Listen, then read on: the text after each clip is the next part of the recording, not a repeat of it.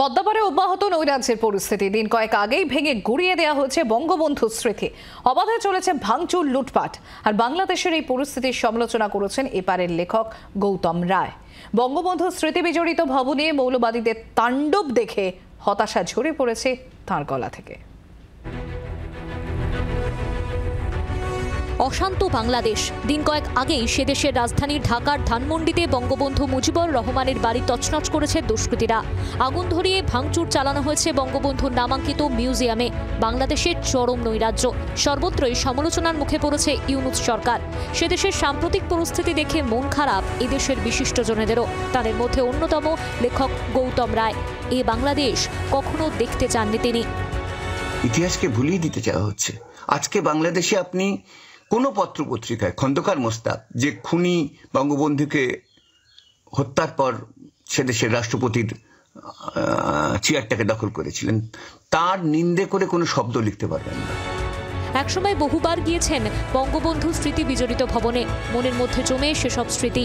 নিমেষে সেই স্মৃতি ধূলিসাৎ হয়ে গেল, তা মেনে নিতে পারছেন না লেখক।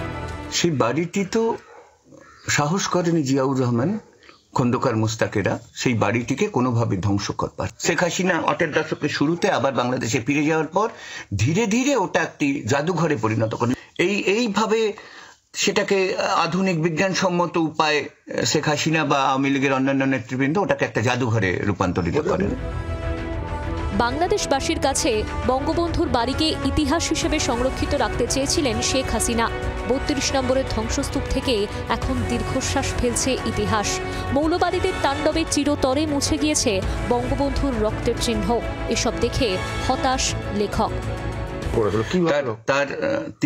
তাকে যখন ব্রাশ ফায়ারটা করে, তিনি তো তার ঘর থেকে বেরিয়েই ছিল সিঁড়িটা। এই মুহূর্তে তাকে ব্রাশ ফায়ার করে, উনি তখন সিঁড়িতেই পড়ে যান, সেখানেই তার মৃত্যু হয়। এবং সিঁড়ির শেষ দিকটায় মানে ওঠবার দিকের কয়েকটা সিঁড়িতে তার রক্ত পড়েছিল। সেটাই পরবর্তীকালে সংরক্ষিত করা হয়। সেগুলো তো সব শেষ। শুধু বঙ্গবন্ধুর বাড়ি নয়, মৌলবাদীদের তাণ্ডব থেকে রক্ষা পায়নি ৫ নম্বর সরণির হাসিনার সুধা ভবনও। সেই ঘটনার সমালোচনা করেছেন লেখক। ৩২ নম্বরের বাড়িটি ধ্বংস করেনি ৫ নম্বর সড়কে, ধানমন্ডি ৫ নম্বর সড়কে সুধা মিয়া, অর্থাৎ ওয়াজেদ মিয়া, শেখ হাসিনার স্বামী, ওনার ডাক নাম ছিল সুধা মিয়ার নামে ওই বাড়িটির নাম ছিল সুধা সদন, অর্থাৎ শেখ হাসিনার যে স্বামীর বাড়ি, সেটাকে পর্যন্ত ধ্বংস করা হয়েছে। সুধা মিয়া মারা গেছেন আজ অন্তত ১০ বছর প্রায় হলো আর কি। সেই বাড়িটিকে ধ্বংস করে দেওয়া হয়েছে, সেই বাড়িটিকে গুঁড়িয়ে দেওয়া হয়েছে। তাহলে সেই বাড়ির সঙ্গে কি সম্পর্ক? বাংলাদেশের সাম্প্রতিক পরিস্থিতির জন্য ইউনূস সরকারের প্রতি ক্ষোভ উগরে দিয়েছেন লেখক গৌতম রায়। গৌতম রায় ভাটপাড়ায় তিনি থাকেন, যদিও তার সঙ্গে হাসিনার সম্পর্ক ছিল বড় বোনের। তিনি আপা বলে ডাকতেন। তার সেই বাড়ি, অর্থাৎ ৩২ নম্বর ধানমন্ডির যে বাড়ি, তাকে যেভাবে গুড়িয়ে দেওয়া হলো, তার স্মৃতিকে যেভাবে ভুলিয়ে দেওয়া হলো, তার মতে সেই ইতিহাস কিন্তু ভুলিয়ে দেওয়ার জন্য এই ধরনের ঘটনা ঘটালেও ইতিহাস কখনো মানুষ ভোলাতে পারে না।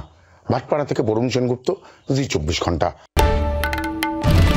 বাংলার আওয়াজ, বাঙালির আবেগ, জি ২৪ ঘন্টা।